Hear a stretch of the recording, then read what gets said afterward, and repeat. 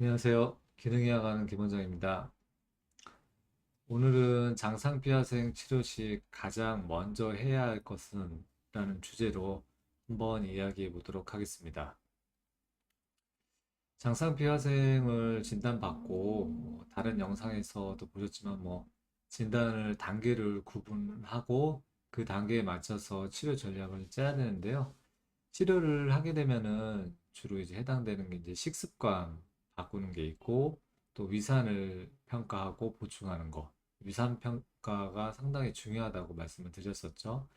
그리고 이제 부가적인 기능의학적인 치료를 기능의학적인 영양 치료를 같이 이렇게 하게 됩니다.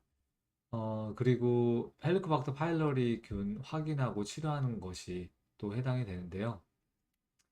이 중에서 가장 먼저 제가 해결하려고 노력하는 것이 바로 헬리코박터 파일로리 균 확인하는 것과 있는지 없는지 확인하는 것과 치료에 대해서 신경을 많이 씁니다. 그래서 가장 먼저 제가 신경 써서 치료 목표로 잡는 것이 이것입니다. 그래서 이것을 헬리코박터 파일로리균을 이제 진단을 정확하게 하고 거기에 맞춰서 이제 치료가 들어가야 되는데요.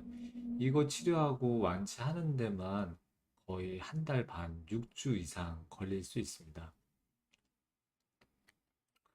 근데 문제는 이제 헬리코박터 파일로리균을 이제 확인하고 치료하면 되는데 문제가 있는데요. 그 문제는 이제 헬리코박터 파일로리균을 진단을 하거나 또 치료를 하거나 또는 이제 완치 판정을 하는 거 요게 별로 이렇게 어려워 보이진 않을 수도 있는데 쉬운 사람은 쉽게 마무리가 되는데요. 생각보다 이게 치료가 진단도 일단 어려울 수 있고 치료도 좀 어려울 수도 있고요. 진단과 치료가 끝난 후에도 이게 완치가 됐는지 안 됐는지 판정하기 어려운 경우가 있습니다.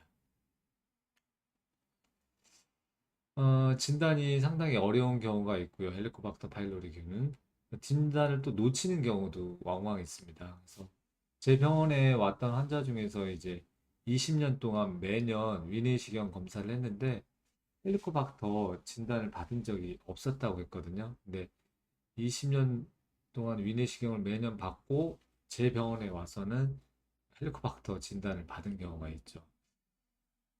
장상피하생을 치료하는 목적은 위장 증상을 해결하는 문제도 있지만 결국에는 위암을 예방하고 싶은 환자들이 많을 겁니다. 그래서 이런 위암을 예방하기 위해서는 헬리코박터가 위에 감염되어 있는 그 시간이 짧으면 짧을수록 위암의 위험도가 낮아지는데요.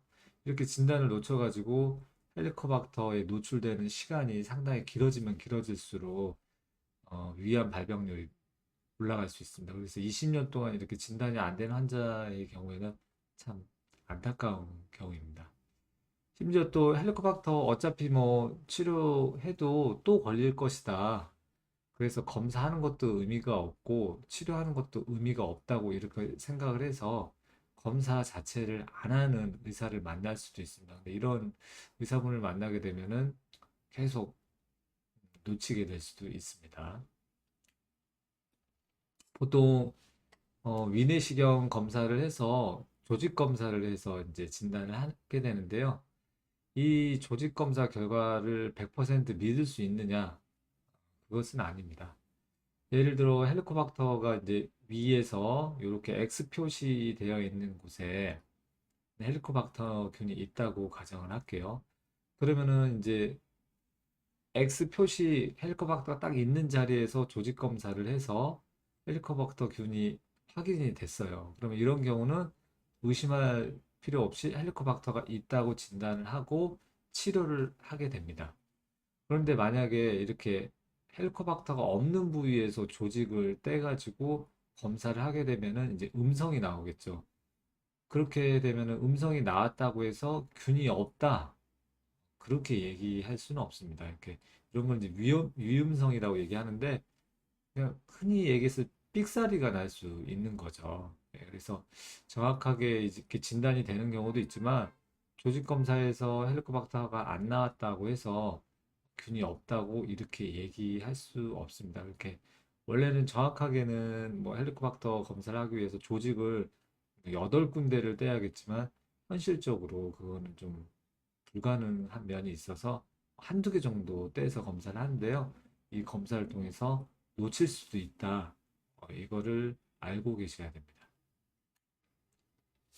그래서 저는 위내시경 검사도 하고 헬리코박터 조직 검사를 하는데요. 이렇게 놓칠 수 있기 때문에 이런 검사 필요하다면은 이런 검사를 동시에 진행을 해서 좀 크로스 체크를 해가지고 진단을 하고 있습니다. 특히나 이제 환자분이 뭐 PPI를 먹었다든가 헬리코박터 치료를 받은 적이 있다든가 뭐 이런 히스토리가 있게 되면은 헬리코박터 파일로리균을 진단하는데 아주 복잡해집니다. 차라리 이제 헬리코박터 치료를 한 적이 없고 그런 상태에서 오신 분 같은 경우에는 혈액 검사만으로도 진단이 가능할 수도 있거든요. 그래서 필요 좀 애매하게 결과가 진단이 나오면은 요런 6가지 검사를 확인을 해서 최종적으로 진단을 내리고 있습니다. 치료도 또 문제거든요. 치료가 상당히 까다로운 경우가 많이 있습니다.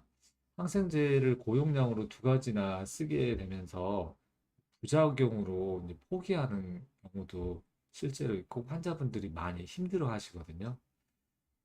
그리고 또 약물 치료를 하다 보면은 한 열에 1명, 2명 정도는 치료가 안 돼서 2차 약까지도 치료가 넘어가게 되고 그 2차 약 치료 후에도 치료가 안 되는 케이스가 한 열에 한두 명 정도 있을 수 있고 이런 경우에는 3차 약을 고려할 수가 있는데 치료가 그렇게 안 되면은 이제 포기해야 되는 경우도 생기게 됩니다. 그래서 이제 이 치료가 이제 부작용이 많기 때문에 기능의학적으로 이제 보조 치료를 환자분에게 설명을 해서 저 같은 경우는 이제 부작용을 최소화시키고 효과를 높이기 위한 그런 보조 치료를 같이 처방하게 되는데요. 그러면은 이제 대부분의 환자분들이 크게 고생하지 않고 치료에 잘 임할 수 있는 것 같습니다. 그다음에 치료 후에도 이제 완치 판정을 보통 하는데요. 이제 보통은 이제 요소 호기 검사로 확인을 합니다. 그래서 헬리코박터가 있는지 없는지 확인을 하는데 이게 또 정확하지 않을 수가 있습니다. 그래서 부분적으로 균이 사멸이 되고 일부분 남아있는 경우도 드물게 있을 수 있습니다. 정확도는 뭐 90% 이상으로 되어 있지만 이것도 놓칠 수 있는 가능성이 있습니다. 그 앞에서 얘기한 그런 진단 검사와 마찬가지로 완치 후에 치료 후에 헬리코박터 그 항생제 치료 후에 이런 추가적인 검사를 해서 완치 판정을 하기도 합니다. 그래서 오늘 오신 뭐 광주에서 오신 환자분의 경우도 제가 최종적으로 헬리코박터 완치 판정을 거의 4월 달 정도에 검사를 하고 치료를 해서 2차 재균 치료까지 했는데 완치 판정은 보통은 뭐 4주, 약물 치료 4주 후에 들어가게 되는데 4주 후에 요소 호기 검사를 했는데 조금 애매하게 나와서 결론적으로는 이제 6개월 이후에 추적 검사를 해서 최종적으로 헬리코박터 완치 판정을 했던 케이스도 있었습니다. 네. 오늘은 그 장상피하생 치료할 때 가장 먼저 제가 중점을 둬서 치료하고 있는 헬리코박터 파일로리균의 진단과 치료, 완치 판정에 대해서 이야기해 봤습니다. 어, 위암을 예방하기 위해서는 그 여러 가지를 고려해야겠지만 헬리코박터 파일로리균의 노출 기간을 줄이는 게 가장 핵심 중에 핵심입니다. 그래서 위내시경을 검사를 받게 된다면은 헬리코박터 검사를 가급적이면은 어, 요청을 해서 꼭 확인을 해주시는 게 좋고, 한 번 해서 없다고 해서 그 균이 없는 게 아니니까 이렇게 검사하실 때마다 필요하다고 생각이 되면은 윤리시경 검사하시는 분에게 이제 요청을 해서 검사를 잘 받으시길 바랍니다. 네, 지금까지 여러분의 건강 수명을 올려주는 기능의학과는 김원장이었습니다. 이상입니다.